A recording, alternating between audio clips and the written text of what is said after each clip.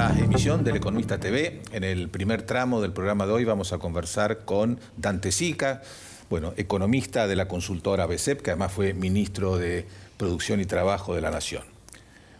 Dante, como hombre de la provincia de Buenos Aires, además, tu primera lectura del resultado del domingo y vinculado a la marcha de la economía argentina.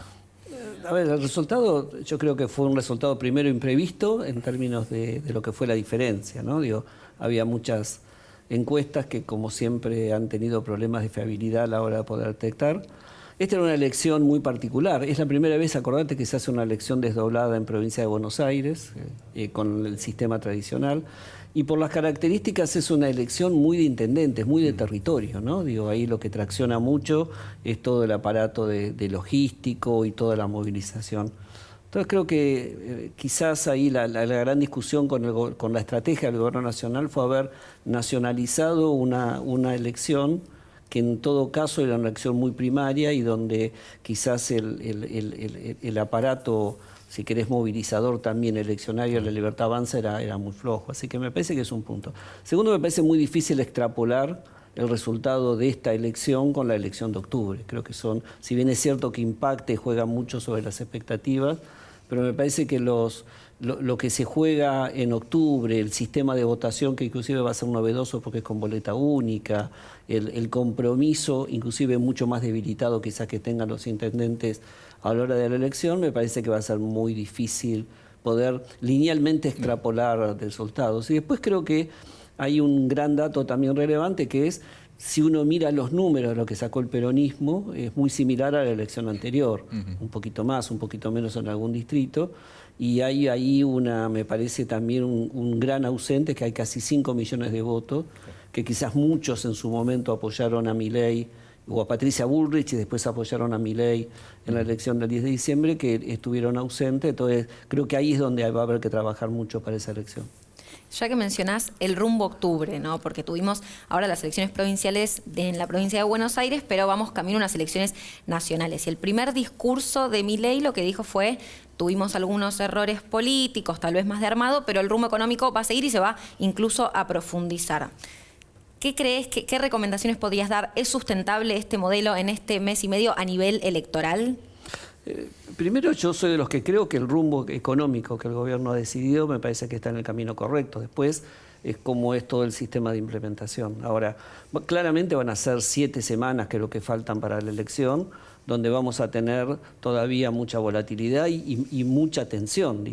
El mercado recién está empezando a reaccionar a lo que fue el resultado. El gobierno tiene instrumentos todavía como para poder controlar esa volatilidad, pero un costo en términos de tasa de interés, que seguramente vamos a seguir con este amesetamiento a nivel de actividades.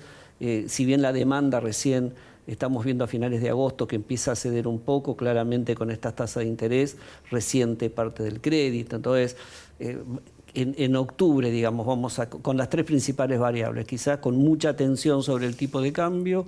Esto va a implicar, para poder mantener esa estabilidad, una tasa de interés más alta.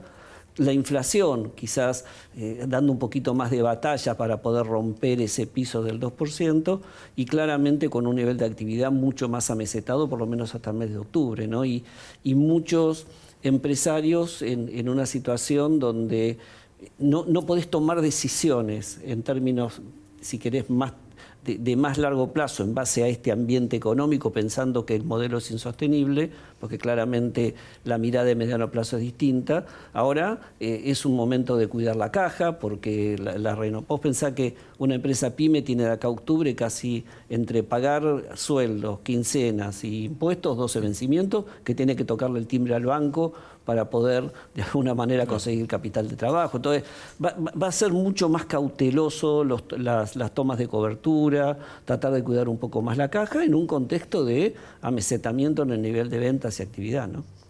Y dentro de este rumbo económico, ¿vos crees que algunos de los factores que fuiste nombrando afectaron al gobierno en el desempeño que tuvo en las últimas elecciones? Cuando uno mira la actividad económica de este año la actividad económica, cuando miremos el número total, si bien va a ser no va a ser relevante el cierre, pero estará entre, según cómo sean estas semanas, 4,5, 5, antes esperábamos más de 5. Pero claramente hay actividades que tanto el año pasado en peor momento de recesión y este año siguen creciendo. Y son actividades que cuando vos mirás el impacto desde el punto de vista sectorial y territorial, están muy por afuera de Provincia de Buenos Aires. Quizás en Provincia de Buenos Aires el sector que más tracciona sigue siendo el sector agropecuario. Ahora, algunos eslabones de la cadena industrial, algunos sectores del comercio, y en especial aquellos, la construcción, pero en especial aquellos sectores que estaban más volcados al mercado interno, es como que su asentamiento territorial está mucho más en Provincia de Buenos Aires y en el conurbano. Entonces, quizás parte de la explicación, no es solo una explicación política, obviamente, hay algún tema de rezago o de impacto económico en el votante, en especial porque impacta en estos sectores. Ahora, también es cierto que quizás en estos sectores, en los sectores bajos, la baja de la inflación es donde de alguna manera también ha mejorado mucho. En general, en los sectores más bajos, la caída de la inflación lo que les detuvo es la caída, ¿no? La posibilidad, como vos decías recién, del metro cuadrado, poder saber cuánto valen las cosas. Después, claro, viene la discusión de ingresos, pero da la sensación que esa es una discusión posterior, pero seguramente algo ha impactado. Hablaba recién de la inflación. ¿Crees que hay algún peligro que la inflación se acelere un poquito en los próximos meses? Esto va más allá de lo electoral porque sí, en definitiva vamos a conocer solamente 2 índices ante las elecciones, ¿no? Exacto. Así que, pero más allá de eso, ¿crees que esta cierta incertidumbre que hay, esta mayor volatilidad a la que hacía referencia puede impactar sobre el comportamiento de la inflación? Mira, hay un tema que es, estamos todos aprendiendo a flotar y las empresas también están aprendiendo a jugar en un nuevo clima de negocios. Vos hasta diciembre del 23, con restricciones para importar, con controles de cambios, etcétera, con precios máximos y todo eso, vos rápidamente cualquier movimiento de tipo de cambio lo tirabas contra precio. Y total, como no había precio, si no había forma, el mercado rápidamente convalidaba porque lo que quería era sacarse los pesos de encima. Entonces, hoy es cierto que el tipo de cambio se mueve y puede está jugando por arriba, si querés, contra la banda superior.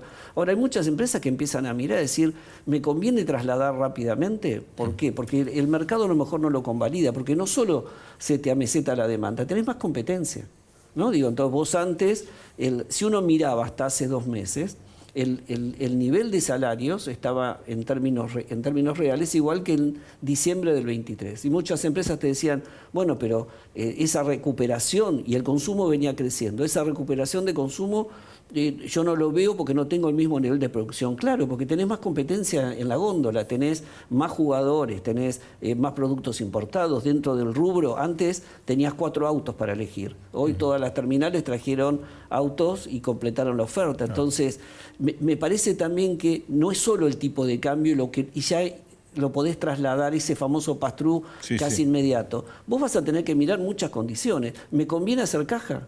A lo mejor me conviene, para preservar la caja, no trasladar a precios y tratar de estar un poquito por debajo. Si traslado y después baja, me quedo fuera de mercado y mi competidor me lo lleva. Entonces creo que me parece que no va a ser un impacto tan fuerte, obviamente, en algunos rubros. Cuanto más inelástica, como decimos en economía, es la demanda, más fácil tenés de trasladar. Ejemplo, medicamentos u otros bienes, pero en otros creo que va a haber mucho cuidado porque hoy tenés un mercado mucho más competitivo a nivel interno. ¿Y vos creés que vamos, como querían muchos de tus colegas antes de las elecciones, a un nuevo esquema cambiario? Yo creo que más que un nuevo esquema cambiario, el gobierno recién empezó el programa, si querés, en esta fase que era de tener un tipo de cambio flotante. Si vos mirás el acuerdo con el fondo que se estableció en abril, dice que en algún momento las bandas son transitorias. Entonces, ¿qué es lo que uno esperaba? Después de octubre, un gobierno donde empezara, digamos, y obviamente según el resultado electoral, bajar la tensión del riesgo país y que pueda entrar en esa fase, si querés, la 4ª fase de esta primera parte del programa, que debería ser necesariamente poder ingresar al mercado financiero voluntario, donde el gobierno pueda empezar a dar las primeras señales de empezar a roloviar deuda. Y ahí lo que tenés que terminar de hacer es eliminar todas las restricciones que hoy existen, todavía el movimiento de capitales, que no están para las personas físicas, pero sí están para las personas jurídicas. Entonces, quizás el gobierno, en la medida, si querés, que empiece a bajar el riesgo país, puede empezar a trabajar, si querés, como un modelo de la chilena, empezar a comprar reservas de a poco dentro de la banda, empezar a flexibilizar la banda, pero claramente ingresar al mercado, hasta que no ingreses al mercado financiero, si querés, voluntario, el gobierno va a tener que avanzar para poder eliminar todas las restricciones y claramente terminar de definir ese compás. Pero no es que tiene que cambiar la política monetaria, tiene que terminar de hacer los ajustes como para poder ingresar en ese sector. Hablabas también de ciertas características particulares de la provincia de Buenos Aires en relación con el consumo, con la industria, y en un último informe de ABC plantean este eje productivo vertical de Jujuy a Tierra del Fuego, que tendría mayor hincapié en la minería, en la energía, hidrocarburos. ¿Cómo se refleja esta producción o ese esquema a nivel político, a nivel social, electoral también? Yo diría dos cosas. Nosotros tenemos la opinión de que estos 4 ecosistemas que vos nombrabas, ¿no? Todo el complejo agropecuario, todo el ecosistema minero, todo el ecosistema energético, y yo incluyo a servicios basados en conocimiento por la dimensión que tiene una características que son todos globales. Entonces, todas las inversiones que van a venir a este sector no están pensadas para el mercado interno, sino están pensadas para la exportación. Esto de alguna manera me parece que va a generar algún cambio estructural en términos de la economía política, porque ese balance que tanto lo vivimos de los que protegen más, los que quieren más una economía más cerrada versus los sectores que traccionan por una economía más abierta, me parece que se empieza a romper. Segundo, claramente, las inversiones que están dando vuelta, que ya están aprobadas en el RIGI y las que cuando charlamos con otras consultoras están trabajando en el mercado, todas en gran parte se concentran en esto, más algunas en el sector industrial derivadas del sector energía, lo que tiene que ver con petroquímica y otras. Y claramente van a tener un impacto territorial muy diferenciado, porque se van a dar mucho en la parte de Chubut, Río Negro, Neuquén, Mendoza y todo el cordón norte. Eso va a tener un impacto, me parece. ¿Qué es lo que necesita, si querés, para la recuperación del conurbano?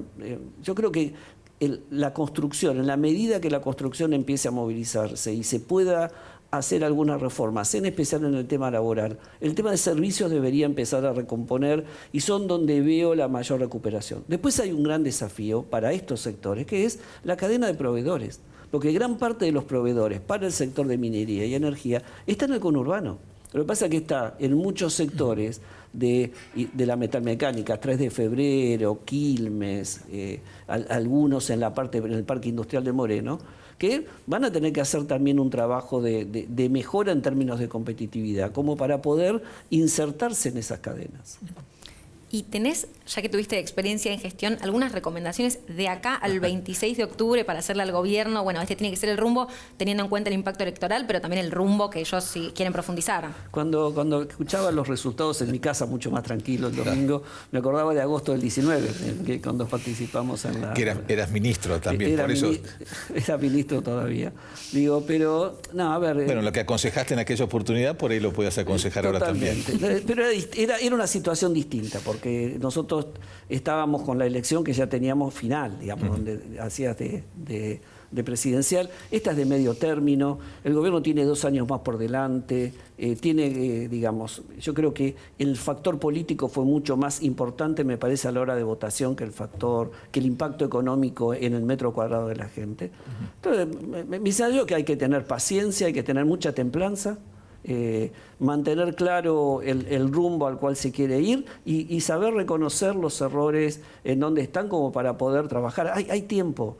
Digo, no es que esta es una elección como nos pasó a nosotros, que nos jugábamos la vida porque era la elección de la continuidad del programa económico y por eso nos castigó tanto el riesgo país. Yo creo que todavía hay mucho tiempo, hay que mantener la templanza y la firmeza en el rumbo económico que, a mi entender, creo que es el correcto que se ha tomado. Bueno, en ese rumbo económico hablabas recién de las reservas, ¿no? Ese parece ser un punto débil y donde gran parte de tus colegas economistas creen que el gobierno dejó pasar una oportunidad inmejorable para constituir reservas el año pasado, ¿no?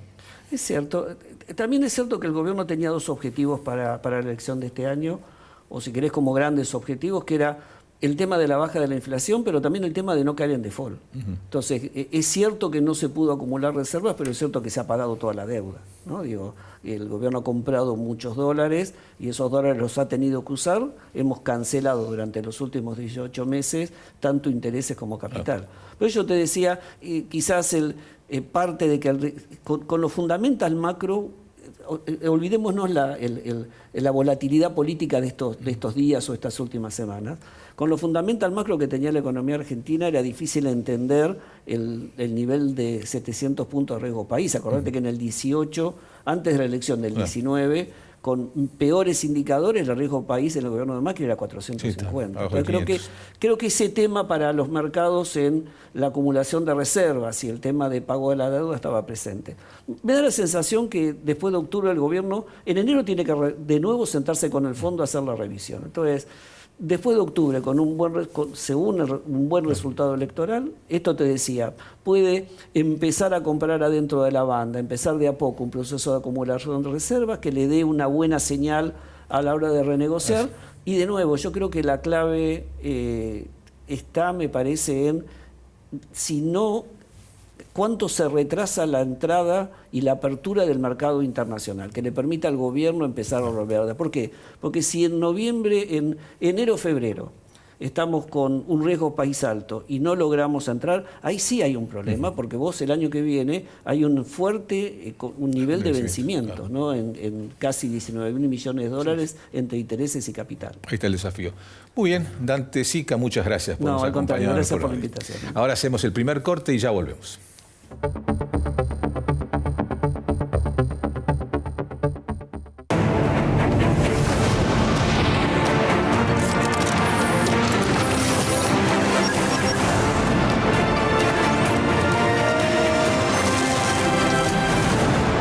Ternium, acero para hacer. Grupo Petersen, desde 1920, construyendo el país. Legislatura porteña. Entérate de todo lo que estamos haciendo. Ingresá a legislatura.gov.ar para saber más. Nos une la ciudad. Se sumaron 900 nuevos policías para aumentar el patrullaje en las calles. Se incorporó más tecnología con chalecos de última generación y armas Taser y Birna de baja letalidad. Además, hay más cámaras conectadas a los centros de monitoreo para que la ciudad sea cada vez más segura. Buenos Aires Ciudad. En IRSA, Propiedades Comerciales, nos comprometemos con las comunidades en las que se asientan nuestras unidades de negocios. IRSA Propiedades Comerciales, construyendo el futuro. Tu talento necesita una chispa. Encendé el tuyo con Academia Digitalers, un portal para aprender tecnología gratis y sin experiencia previa, con el respaldo de Telecom y las principales empresas tecnológicas. Ingresá a academiadigitales.telecom.com.ar. Telecom.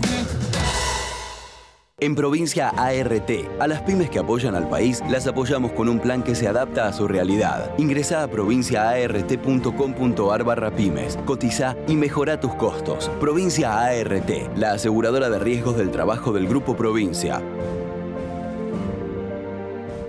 Auspicia este programa La Bolsa de Cereales, primera entidad agroindustrial de la Argentina. Muy bien, segundo bloque del Economista TV. Voy a conversar ahora con el analista financiero José Ciaba Serrate. Bueno, José, conmoción en los mercados por el resultado de las elecciones en la provincia de Buenos Aires. Un lunes muy complicado, seguido de un martes un poco más tranquilo. ¿Cómo sigue la película? Pudo ser peor, ¿no? La respuesta obviamente fue muy negativa. El resultado, yo diría, la derrota estaba dentro de los cálculos, pero no en esta magnitud. Fue muy contundente. Pero también, si bien la respuesta fue negativa, te diría que uno podía esperar algo mucho peor. El dólar se ha mantenido sin ir a buscar el techo de la banda, que eso es un elemento dentro de todo sorprendente. Tuvimos los números de inflación de la ciudad de Buenos Aires, que recuerdan que hay un andamiaje que sigue funcionando. En liquidación nutrida, te diría, de exportadores en el mercado cambiario.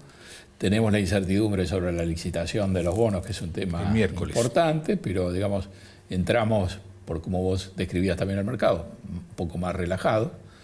Así que, como dijo Dante, la vida continúa, ¿no?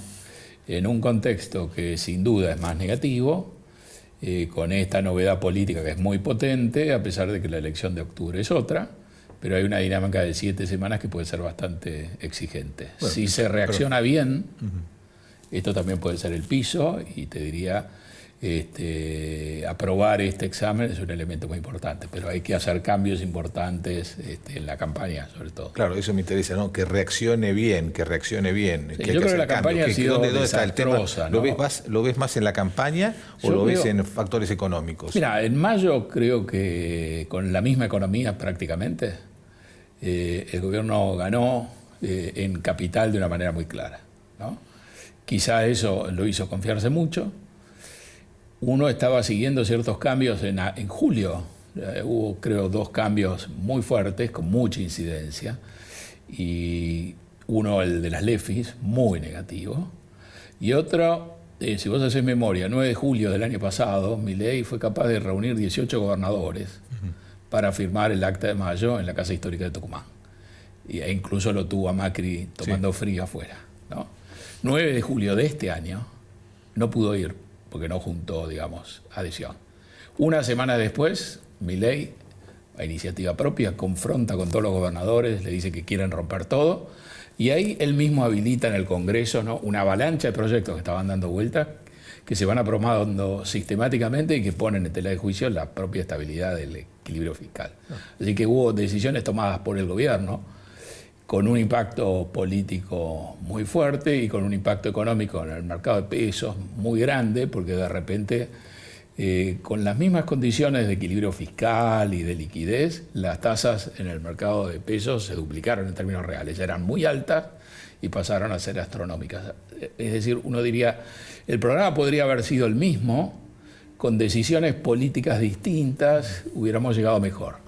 Y antes de ir a votar y antes de los audios, los informes de confianza del consumidor y del gobierno, que los dos los hace Poliarquía, nos avisaron de que algo se había roto y de una manera muy fuerte, con un derrumbe muy grande. Y después vinieron los audios, muy fuerte, ¿no? claro. Entonces, creo que estábamos avisados de que algo negativo podía pasar. Y después de la experiencia Macri, vi que ustedes citaban bastante Macri, porque creo que hay dependencia de Sendero, digamos. Quien se ha quemado con leche y ha visto ese proceso, empieza a dudar si esto no es una especie de réplica, ¿no? Entonces, esos elementos están jugando. Por eso creo que, siguiendo esta reacción muy negativa que el mercado no tenía contemplada, es mejor que lo que uno podía imaginar a un principio. ¿Cómo crees que va a evolucionar el dólar, ¿no? Un poco lo hablaba antes también, esta idea que siempre había entre muchos colegas tuyos, que después de las elecciones se venía un nuevo esquema. ¿Crees que va a ocurrir, no va a ocurrir? Yo creo que va a haber que hacer algunos ajustes. Primero, digamos, en la medida que el dólar no busque el techo de la banda, esto va a permitir procesar con tiempo estos cambios, y en ese caso creo que va a haber cambios políticos. Creo que lo que uno necesita saber es cómo se va a conformar políticamente el gobierno hacia adelante, si se va a acercar, a quién y qué concesiones eso implica. Y después creo que vamos a seguir teniendo una relación estrecha con el fondo, y eso va a servir para dar una cierta guía hacia dónde vamos. La verdad que uno de los elementos que ha incidido antes de las decisiones políticas ha sido el acuerdo con el fondo. El acuerdo con el fondo que le dio al gobierno una base de dólares como para moverse con comodidad este año, involucra la necesidad de volver a los mercados de capitales, nos pone en una situación este año muy cómoda porque recibimos desembolsos de manera frontal, pero esos desembolsos ya no van a estar para adelante, y creo que en la transición del crawling peg al tipo de cambio flotante y en la eliminación del cepo, que si bien se eliminó para las personas, ha permitido un arbitraje casi perfecto entre los distintos tipos de dólares, o sea que en el fondo hemos levantado el cepo en plena campaña electoral, algo que uno hubiera imaginado para después, que se hizo ahora, y esas dos cosas han tenido incidencia, porque la economía se frenó en marzo, antes del acuerdo, cuando el propio gobierno avisó que iba a modificar el régimen cambiario. Y la economía no recuperó la velocidad que traía de antes, y creo que ese también es otro factor importante. En la elección en la Ciudad de Buenos Aires no fue decisivo. Yo creo que lo que sí fue decisivo fueron todas estas decisiones que desataron Por el lado de las LEFIs, una señal muy negativa y un problema muy serio de capital de trabajo y un problema que lo refleja la confianza del consumidor. En el renglón que había sido más potente de Milei, en el cambio de las condiciones crediticias que había permitido comprar durables, ahí uno ve registrado ahí un impacto muy fuerte. Y un impacto muy fuerte en Gran Buenos Aires, pero más fuerte todavía en la ciudad de Buenos Aires, ¿no? Entonces hay cambios por ese lado y toda la discusión en el Congreso de estos proyectos que tienen una sensibilidad social grande. El veto a los jubilados, el tema de discapacitados, ante el tema del Garrahan, creo que el gobierno se movió con poca empatía, confiado en que gozaba del apoyo de la población y que podía de alguna manera manejarlo de esa manera, y creo que ahí se equivocó. Bueno, a tu juicio entonces hubo algunas decisiones equivocadas. Para mí la campaña debe haber económico más impericia política. Yo creo que un poco las dos cosas. Es probable que lo de las LEFIs tenga atrás una razón de paranoia política también, ¿no? Entonces yo diría que para mí la campaña ha sido de las más desastrosas que uno recuerde. ¿Cómo crees que va a evolucionar el riesgo país? Que bueno, luego de las elecciones superó los 1000 puntos. Necesitamos que esté obviamente en otro nivel si la Argentina aspira a volver al mercado voluntario de deuda. ¿Cómo ves la evolución? Si se hacen las cosas bien, en eso, digamos, básicamente eso se define como que se vuelve a citar el apoyo del votante que se inclinó por la Libertad Avanza o por Cambiemos en las otras elecciones, y entonces mejoran los resultados. A lo mejor hemos visto el piso, ¿no? El piso de la situación y quizá un techo del riesgo país.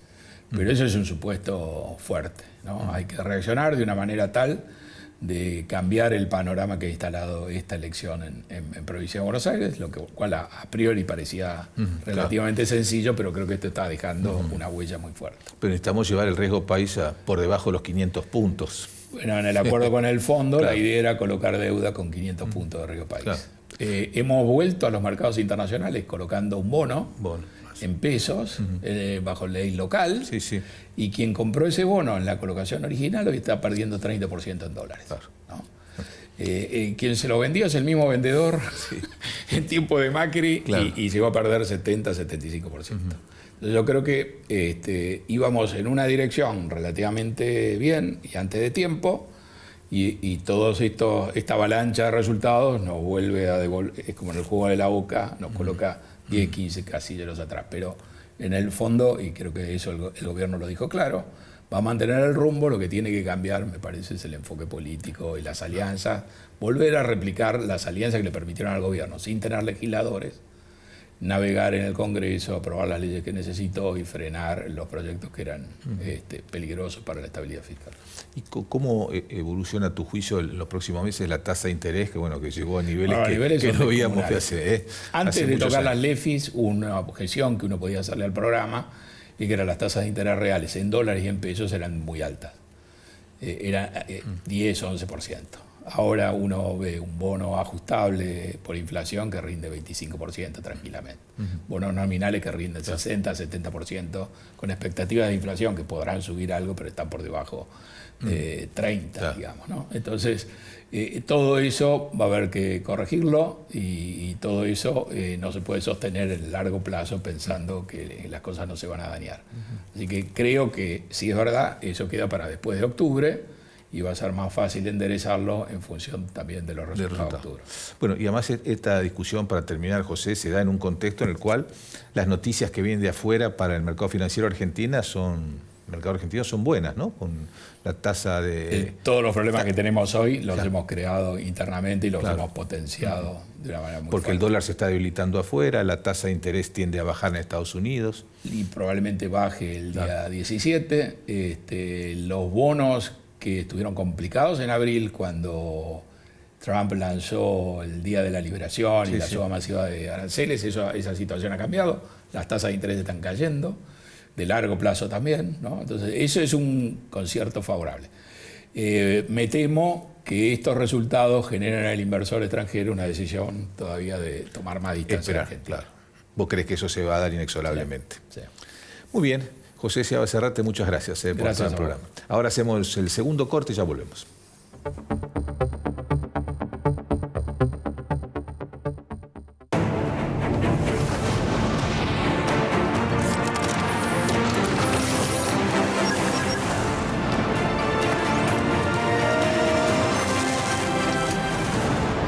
Ternium, acero para hacer. Grupo Petersen, desde 1920, construyendo el país. Legislatura porteña. Entérate de todo lo que estamos haciendo. Ingresá a legislatura.gov.ar para saber más. Nos une la ciudad. Se sumaron 900 nuevos policías para aumentar el patrullaje en las calles. Se incorporó más tecnología con chalecos de última generación y armas Taser y Birna de baja letalidad. Además, hay más cámaras conectadas a los centros de monitoreo para que la ciudad sea cada vez más segura. Buenos Aires Ciudad. En IRSA, Propiedades Comerciales, nos comprometemos con las comunidades en las que se asientan nuestras unidades de negocios. IRSA Propiedades Comerciales, construyendo el futuro. Tu talento necesita una chispa. Encendé el tuyo con Academia Digitalers. Un portal para aprender tecnología gratis y sin experiencia previa. Con el respaldo de Telecom y las principales empresas tecnológicas. Ingresá a academiadigitalers.telecom.com.ar. Telecom. En Provincia ART, a las pymes que apoyan al país, las apoyamos con un plan que se adapta a su realidad. Ingresá a provinciaart.com.ar/pymes, cotizá y mejorá tus costos. Provincia ART, la aseguradora de riesgos del trabajo del Grupo Provincia. Auspicia este programa La Bolsa de Cereales, primera entidad agroindustrial de la Argentina. Muy bien, último bloque del Economista TV. Nos acompañan ahora dos distinguidos analistas políticos, Luis Tonelli y Facundo Cruz. Gracias. Gracias por la invitación. Bueno, primera lectura, obviamente, del resultado del fin de semana en la provincia de Buenos Aires y qué proyectan ustedes a partir de ese resultado para las elecciones del 26 de octubre. Qué piñón, ¿eh? Qué piñón se comió el gobierno, madre de Dios. Ahora, vos sabés que cuando mirás los números, son más o menos los números de siempre, ¿no? El peronismo saca más o menos eso, más 4, más 2, más, pero ahí. Y la Libertad Avanza sacó más o menos lo que sacaba Juntos por el Cambio. Ahora, en las elecciones de 2021, ya tengo memoria, gana Juntos por el Cambio, te acordás, el doctor Santilli, por 2 puntos. Pero en las PASO había perdido mucho el peronismo y siguió sin recuperar 1 millón y pico de votos. Ahora, Juntos por el Cambio subió un poquito y apareció un fenómeno nuevo ahí, un señor expert que le gusta andar en moto. 7 puntos. ¿Qué dice eso? El fenómeno de la Libertad Avanza era un fenómeno mixto que se metía en el medio como fue el de Massa, ¿no es cierto? En estas elecciones se gorilizó el señor presidente. Entonces, cuando vos mirás el crecimiento que ellos esperaban, que era un crecimiento de la Libertad Avanza sumado directamente con Juntos por el Cambio, ¿no es cierto? En este caso el PRO, hay un tema. Cuando este chico pensó muy, perdón, el señor presidente pensó mucho en términos de monopolio, pero en realidad le sacó una oferta a la coalición, porque los vistió todo de violeta, ¿no? Entonces, digo, naturalmente, entonces redujiste la ampliación, ¿no es cierto? Y por el otro lado, el peronismo unido jamás será vencido, ¿no es cierto? Porque la canción de la marchita es todos unidos y vamos a triunfar. Y esta vez la olfatearon. Claro. Pero por razones métricas, viste que todos unidos triunfaremos. Bueno, ya no hablo más. Coincido en la mirada del resultado electoral respecto al peronismo, que sostuvo su piso. O sea, parafraseando a Luis, todos unidos sostuvieron el piso.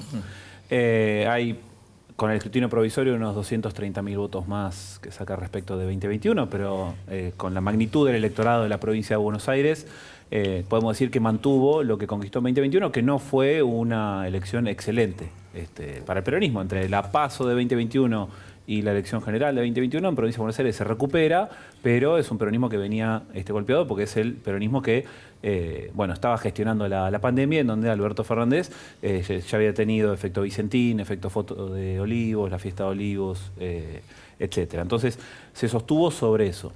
Matemáticamente hay un ganador de la elección y una ventaja muy grande, porque también coincidió en la mirada, no logró metabolizar ese votante no peronista del 2021.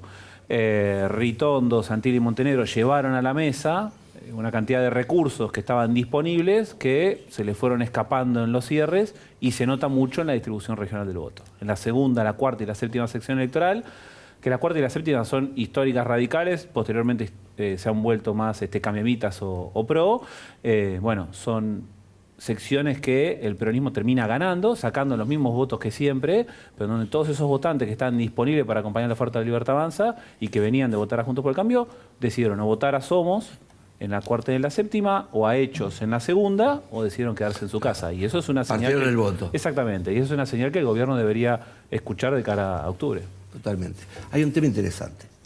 Se puso de moda que la polarización política genera polarización electoral. Hay un señor que se llama Sartori, que es nuestro santo patrón, ¿no? Porque murió. Capítulo 4. El señor, amparándose en un economista que se dedicó, como todos los economistas, ¿viste?, imperiales, a la política, ¿no es cierto? Anthony Downs. Y Anthony Downs dice que cuando vos polarizás políticamente, como en los polos hay menos, no conquistás el centro. Y si no conquistás el centro, perdés las elecciones. Esta se le hizo el peronismo ya 2 veces, o 3, o 4. Macri, ¿no?, se volvió un republicano puro, ¿no?, y demonizó al peronismo. Y el peronismo puso a Alberto Fernández, que en ese momento no sabíamos quién era, o mejor sí. Pero siempre fue el proctólogo del Estado, ¿no? Resulta que en ese momento puso una figura del medio. Ahora, en estas elecciones, que aparte, elecciones globalizadas. A mí me llamaron a las 4 de la mañana de Londres para preguntarme por esta elección, ¿no?, que no eligió nada, mire, no se jugaba ningún diputado, nada. Pero, viste, este gobierno mediático necesitaba la noticia mediática. Le salió mal, ¿no? Entonces me llamaron a las 4 de la mañana para preguntarme por esta elección y mi primo no fue a votar en Quilmes, ¿no es cierto? 2 millones de personas. Entonces, digo, de las elecciones pasadas no votaron esta vez. Entonces fue, a ver, como le decía él antes, ¿no?, nunca tampoco cometieron tantos errores en tan poco tiempo. Yo creo que necesitan un politólogo urgente, porque cuando vos polarizás y el otro te va al centro, te gana el que se va al centro, punto. Y aparte ya pasó, y no pasó en la época de Ñaupa. Le pasó a Macri, que también demonizó al Kirchner y ganó la patrona de vice. Decías, 2 millones de personas menos fueron a votar con respecto a las elecciones anteriores. Con respecto, básicamente, yo diría, al voto de lo que fue Juntos por el no peronismo. Sí, el no peronismo. Que es Avanza Libertad 2021, que era Expert, y Juntos por el Cambio, ¿no? Eso que era lo más competitivo dentro del no peronismo.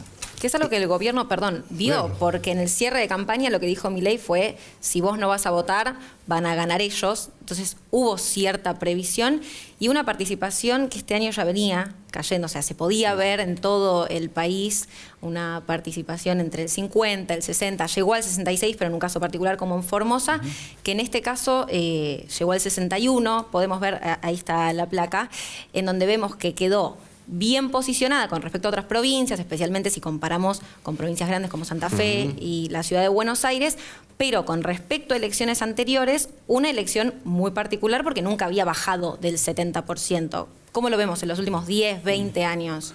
En términos generales es el nivel de votación de las primarias bonaerenses, las EPAOs porque no se llaman PASO en provincia de Buenos Aires, se llaman EPAOs. Habría que ponerse de acuerdo en utilizar la misma sigla, ¿no? Total, estamos hablando del sistema de primarias. Pero las últimas 2 primarias, la primaria legislativa... Ahora sí que claro. No es un tema ideológico. La de 2021 y la de 2023 estuvo por debajo del 70%. Entonces ahora acompañó esa porción similar del electorado. Entonces, comparativamente con otras provincias, fue un buen resultado, creo que públicamente se planteó eso, pero seguís teniendo un efecto similar a lo que está pasando en el país este año. ¿Dónde estaba la clave? Bueno, la gran pregunta era, si no va a votar gente, ¿a quién puede llegar a afectar? Creo que fue la pregunta de los últimos 10 días. Mandando un tuit no vas a hacer que la gente vaya a votar, ¿no es cierto? Era como Marcos Peña pensando que mandando WhatsApp te convencía, ¿no? Exactamente. Digo, están demasiado mediatizados y hay territorios donde hay pobreza, porque ahí se vive. Y en el conurbano, mira, yo soy West Quilmes, Quilmes Oeste, la Bernalesa. Digo, poner a un Cobaña, a un policía de la bonaerense en el conurbano, que cuando nos roban llamamos a los ladrones, Es una locura. Es vivir en un canapé. Digo, otra cosita. El discurso anti sirve cuando sos oposición, porque hay un gobierno. Y vaya si lo utilizó Milei exitosamente, pero era gobierno. Bueno, podía haber hecho oposición, porque el gobierno de la provincia de Buenos Aires era Kicillof. Pero además, Luis... Habló genéricamente, ¿viste? Luis, y en contra. La consigna kirchnerismo nunca más no interpela en el conurbano bonaerense. Es como el Dasein de Heidegger, qué sé yo. Sí, retomando lo que dice Luis en conexión con la participación.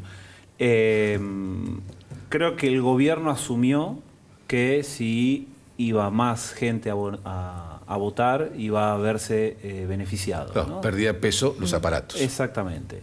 Ahora, vos, este año, todas las encuestadoras empezaron a preguntar si la gente va a ir a votar o no. Cosa que años para atrás no lo hacíamos porque asumíamos que iba a haber niveles históricos de participación, que vos vas teniendo una merma del 83 para la fecha, cada década cae 5 puntos porcentuales la participación, menos en la década del 2010 que sube un poquito. Pero este año, bueno, como es la noticia, todos se están preguntando. A vuelo de pájaro el 55%, y esto en provincia de Buenos Aires era bastante similar, pero a nivel nacional el 55% te dice que seguramente va a votar, o sea que el voto es seguro. Después tenés 20 puntos de gente que te dice muy probablemente va a ir. Entonces tenés un rango entre 55 y 75 que puede llegar a ir a votar. Ahora, esos 20 puntos te cambian mucho, porque si vos vas a ver la distribución etaria de quienes van a ir a votar, los jóvenes son los menos propensos a ir a votar seguramente. O sea, son los que menos te dicen sí, seguramente voy a votar, que se ubican en torno al 40%. De vuelta, esto en provincia de Buenos Aires era bastante similar. Y tenés esos 20 puntos que te llevan hasta el 60, entonces entre 40 y 60 va a ir a votar. Hoy la coalición etaria de La Libertad Avanza se apoya entre jóvenes y adultos mayores. O sea, capturó el voto más cambiemita duro que se vio en la elección de Buenos Aires porque le fue muy bien en el Corredor Norte y todavía tiene apoyo de los jóvenes. En los jóvenes en algunos lugares está empezando a verse cierta merma de ese acompañamiento porque empiezan a tener alguna decepción y sobre todo porque el votante joven es el más difícil de Pibes pobres capturar. peronistas eran los que votaron a Milei. Pibes pobres peronistas. Claro, y ahora te están diciendo, bueno, no sé si ir a votar, no estoy entusiasmado. Claro, ahora son más pobres. Sí. Perdón, lo que dice Luis es la gran novedad, si se quiere, de la elección del 2023 fue que Milei conquistó el voto de jóvenes, básicamente varones, y en sectores de ingresos bajos, ¿no? Que digamos habitualmente una clientela natural del peronismo. Esa fue la gran novedad del 2023. Viendo los números, no hay un trabajo todavía muy preciso al respecto, daría la sensación que se volvió a un clivaje más tradicional del peronismo. Lo pudo el clivaje argentino. Peronismo, no peronismo, ¿no? Ahora vos fíjate que tenía el conservadurismo popular ahí, ¿no es cierto? Claro. Rompiendo el peronismo. Y por el otro lado, ¿no es cierto?, sacándole falta a lo que era el no peronismo clásico, ¿no? La solución que decía Muriel Araujo, ¿te acordás? Sí. El tercer partido de centro-derecha. O sea, lo mismo que hacen en las provincias, los partidos. Se la perdió. ¿Están a tiempo todavía, de acá a octubre, de cambiar esa consigna, volver un poco a lo anticasta, que era lo más novedoso? Bueno, es la gran pregunta. Las 48 horas que pasaron después de la elección, yo no veo un gobierno que esté recalibrando bien su armamento, ¿no? por decirlo. Hasta ahora veíamos un gobierno que, bueno, se apoyó de todos los recursos con los que tiene un presidente argentino para gobernar, se apoyó en la opinión pública. Y con los números que le vinieron sonriendo hasta ahora, en términos de imagen positiva, un presidente nacionalizado que tenía apoyos estables y homogéneos en el norte, en el centro y en el sur del país, y niveles de aprobación en torno al 50%, con un plan de ajuste muy duro. Como de la Rúa. Claro, que con eso pensaron que llegaban hasta octubre. En los últimos 2 meses, te diría más bien, todo eso está empezando a cambiar. Empezó a abrirse un poco la brecha, empezó a crecer la desaprobación y bajar la aprobación.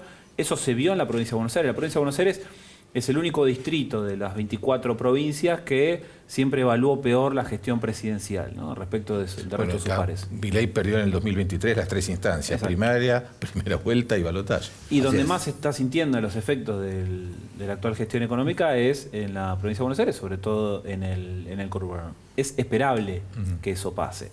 Ahora, eso empezó a trasladarse a nivel general nacional. Muchos economistas y los que miran los números del impacto del modelo económico Lo que están planteando es las economías familiares no están aguantando por el nivel de endeudamiento, por la caída del consumo, la economía se está enfriando. Entonces esperaban que con eso se llegaba hasta octubre. Y acá entra la decisión que está cambiando el juego de todo el año electoral, que en febrero parecía una decisión completamente errada y que termina siendo acertada con el diario del lunes, el 8 de septiembre, que es el desdoblamiento de la provincia de Buenos Aires. Asumieron que con todo el país acompañando con estos números el modelo de gestión y no viendo que la intención de voto de la Libertad Avanza viene cayendo desde enero hasta mitad de año, lo cual te da hoy un escenario de empate con tendencia descendente todavía a la Libertad Avanza, pensaron que Provincia de Buenos Aires podía aprovechar ese coletazo positivo y no ocurrió. Entonces, lo que terminó siendo una decisión que iba a ser un problema para el peronismo, termina siendo un problema para la Libertad Avanza, porque anticipa un resultado de octubre, en el distrito más grande, 13 millones de personas, más de 38.000 mesas para un proceso electoral muy grande, y que te marca una derrota por 14 puntos.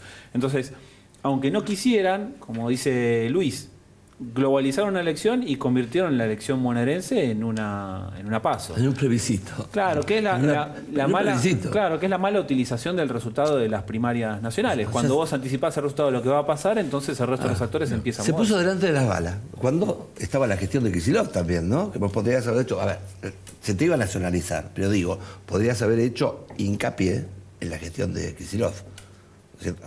Actuando en lo mejor que sabe hacer el presidente. A ver, esto de si tiene tiempo o no tiene tiempo, yo le recomendaría seguir siendo amigo del presidente Donald Trump. ¿Por qué? Porque ese muchacho puede hacerle un cheque. ¿Y de los gobernadores? Que es el que no tuvo a los gobernadores con la Banelco, ¿sabe cómo los alineas a todos? No, bueno, ¿Por qué se desalinearon? Porque no hubo Banelco.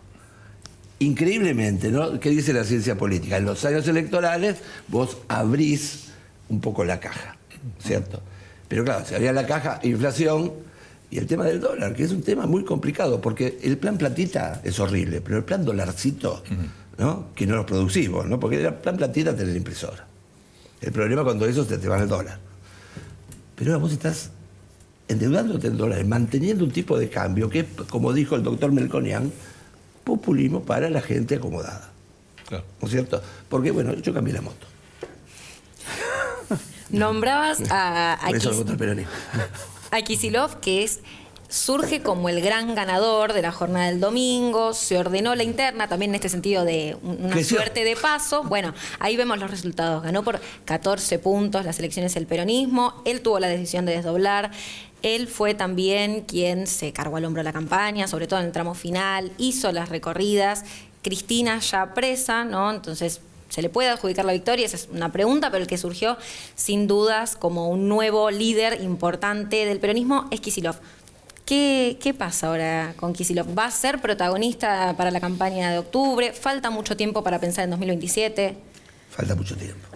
Falta mucho tiempo y hay muchos que están saltando en el área, ¿no? Porque fíjate, le pusieron la tobillera a Cristina y ya los gobernadores, ¿no? Empezaron a mostrarse y a tal punto que están generando una oferta, ¿no? Y eso tiene que ver con la interna del peronismo también, ¿no? Y claro, no es un partido institucionalizado, pero es un partido muy jerárquico el peronismo, ¿no? Salvo cuando tenés 3 jefes, ¿no? Que es el peor número que puede hacer la política, porque siempre pensás que están conspirando los otros dos contra vos, ¿no? Te invitás más a Cristina y Alberto encima, bueno. Pero digo, por esta base militar que tuvo, es un partido jerárquico. Ahora tiene un problema, ¿no es cierto? Las internas se deciden por poder. Claro. Y hay muchos con podercito, pero ninguno con poder, ¿no? Y los intendentes fueron protagonistas, perdón, de estas últimas elecciones y que no van a estar Los gobernadores cuando debe movilizar son claves. Claro, ¿no? pero que no van a estar en octubre. No, bueno, tenés un incentivo para que los intendentes muevan la boleta. Yo no estoy seguro de que van a quedarse en sus casas quietos y no mover la maquinaria. Y esto tiene que ver con el gobernador de la provincia de Buenos Aires, con Axel Kicillof. Según cuenta Gaby Sued en las notas que está escribiendo, él se va a poner al frente de la campaña para las elecciones en Provincia de Buenos Aires, ¿no? La elección de octubre. Y va a oficiar como una especie de jefe de campaña. Esto es un paso más en el plan que tiene de empezar a nacionalizarse. Creo que el domingo hay algunas puntas de ese Axel más nacional que podemos llegar a ver, donde no necesariamente ya va a salir a plantear que va a ser candidato a presidente, porque todavía tiene que ganar la elección de octubre, ¿no? Las de mitad de mandato lo hemos estudiado y visto un montón de veces. Funcionan como trampolín para lo que se viene 2 años adelante. Siempre en la legislativa aparecen rivales del presidente de turno o sucesores del presidente de turno. Ganó la elección bonaerense la propia, sí, pero todavía tiene que jugar la nacional. Y algunos puntos en el discurso me parece que aparecieron. Habló de paz, democracia y peronismo para la Argentina. No habló de kirchnerismo. Hacia afuera, además, se transmitió un Axel más peronista que kirchnerista. Eso fue lo que mostraron todos los portales internacionales. Bueno, recién no pidió por la libertad. Exacto. Entonces, ya hay un Axel que está deskirchnerizado en la construcción del imaginario de su liderazgo. Empezó a hablar de construir con los gobernadores, de tender puentes de consenso, que no necesariamente implica acuerdos electorales. Ahora se viene la etapa de la campaña. Hoy tenés un escenario más favorable que el que tenías hace 2 meses en la provincia de Buenos Aires. El peronismo está corriendo con una ventaja, con Tayana como cabeza de lista sobre Espert como cabeza de lista de La Libertad Avanza. Y si, volviendo al punto de los intendentes, si Axel empieza a empujar y es el jefe de campaña, va a estar movilizando su tropa, y su tropa son los intendentes. Claro, los intendentes, el peronismo tiene 83 de 135 intendencias en la provincia de Buenos Aires, además que tuvieron una tasa de efectividad extraordinaria. El peronismo, ahí donde tiene el intendente, ganó la elección. Y ganaron, que no lo hizo ningún otro partido. 99 municipios. Claro. Por eso, la tasa ha sido muy importante. Y esto no va a estar presente. También hay otros elementos a favor. Vos lo nombrabas a Espert. Espert fue puesto como candidato hace un par de meses. Quizás no es el perfil más adecuado del mensaje que haya surgido de las urnas este fin de semana, pero bueno, está instalado ahí. Ahora, ¿cómo reacciona el electorado no peronista frente al triunfo del peronismo del fin de semana? En 2015, ¿te acordás que la licenciada Vidal, ¿no?, perdió las PASO? Colega de todos ustedes. Sí. Retiro efectivo temprano, ¿no? Entonces, digo, de la ciencia política, no de la política, porque finalmente tuvo razón, ¿no? Sí. Punto para Vidal, podemos decir. Ese día en el conurbano cayeron estalactitas en las PASO del 2015. Había quedado abajo y luego, pese a lo que opinan los periodistas que dicen que mi coterráneo Aníbal Fernández espantó el voto, si vos sumás Julián Domínguez, que era el de la interna, más Aníbal, el peronismo más o menos sacó los mismos votos. O sea que Aníbal no perdió votos. Lo que pasó es que fueron a votar 1 millón de adultos mayores como yo y votaron a favor de Vidal. 1 millón de votos. Bueno, hay un milagro. Recen del mismo santo, ¿no?, que les rezó Vidal. Esos eran básicamente jubilados. Y los jubilados, ¿no?, por esta ley de la vida, ¿no?, votaron a Vidal. Ahora, ¿se puede hacer esto? Y bueno, qué sé yo. Yo creo que hay un problema de diseño electoral, donde confunden todo, ¿no? Por ejemplo, digo, si vos vas a un extremo, el centro se te fragmenta. Va a haber gente moderada. Dice, ¿qué le pasa a este muñeco, no? Digo, entonces es natural que en una elección donde hay 2 polos ahora, pierde el polo que se fragmenta y gana el polo unificado. O fíjate lo que le pasó a Macri también, digo. Y eso tiene que ver con muchas cosas, especialmente, bueno, hacer cosas bien, ¿no? Sí, a ver, coincido con la mirada de Luis, pero para ese crecimiento vas a requerir un trabajo minucioso de saber qué pasó municipio por municipio. Entonces, no solo necesitas, creo, un troll center o una comunidad digital que promueva tus discursos, con los que puedes estar más o menos de acuerdo y puedes tener más o menos grado de virulencia. El algoritmo te hace llegar a los que ya están convencidos, ¿no? Claro, pero necesitas ir a ver específicamente municipio por municipio, circuito por circuito, dónde fue que perdiste voto potencialmente. Ese trabajo en 2015 se hizo. Agrego a lo que decía Luis, en 2015 también jugaba Solá como candidato. Claro, por eso perdieron. Exacto, y saca 16 puntos. Entonces vos sumabas el voto de Aníbal junto con el de Solá por afuera, exactamente. Y tenés un peronismo unido que es lo que peronismo es inmutable, como decía Borges de una manera más poco elogiosa. Si vas a ver el detalle donde perdieron, y si me permiten utilizar un machete digital porque son muchos municipios, Estuvimos haciendo un análisis municipio por municipio entre el CICAD, que es un centro de investigación del que participo, con el CEPEL de Flaxo, que se acaba de formar, y varios investigadores empezamos a ver bueno, este detalle. Y armamos un ranking de los 20 municipios donde creció en votos la Libertad Avanza respecto de Juntos por el Cambio más Avanza Libertad en 2021, ¿no? Entonces, ¿dónde ganó votos? En municipios chicos. Y ganó, acá estoy viendo, menos de 10.000 votos en Presidente Perón, San Nicolás, Chivilcoy, Balcarce Azul, Pinamar, Necochea, General Villegas, Carmen de Areco, Villa Gesell, Coronel Dorrego. Son todos distritos alejados del casco urbano en donde se concentra la menor porción del electorado. En el arrastre de abajo hacia arriba pesa poco. Donde perdió votos, de vuelta, comparando los mismos espacios con 2021. General Pueyrredón, esto es Mar del Plata, perdió cerca de 80.000 votos positivos, donde juega Montenegro.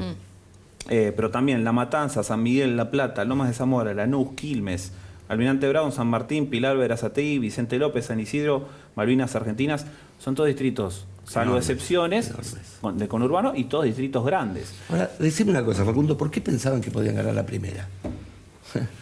La verdad que no tengo una Porque respuesta juntaban para todo. A ver, es un infantilismo, pero muy pronunciado. O sea, hubo inexperiencia y ubris, ¿no? Las dos cosas. Creo que... Pero son números que sacan los gorilas siempre en la provincia de Buenos Aires, esto. Asumieron que como las últimas elecciones... Los gorilas como yo. Como las últimas elecciones, la primera venía siendo más cambiemita que peronista, en vez de ver la historia para atrás. Si ves, tuviste 21 elecciones del 83, 22 con la del domingo pasado, del 83 hasta la fecha, y ahora tenés 14 ahora 15 elecciones que ganó el peronismo en la primera sección electoral y 7 que ganó el no peronismo. Entonces, vas a la historia y tenés una tradición de voto peronista, no es que la primera siempre ha votado no peronismo. Distinto es la cuarta, la séptima, la segunda tal vez, pero la primera era un tema en discusión, me parece. Está bien. Sacó el mismo porcentaje que sacó Vidal cuando ganó, el tema que el peronismo estaba dividido. Exacto. Bueno, a los dos muchísimas gracias por un placer. Largo rato todos. Bueno, nosotros nos despedimos hasta la próxima emisión del Economista TV.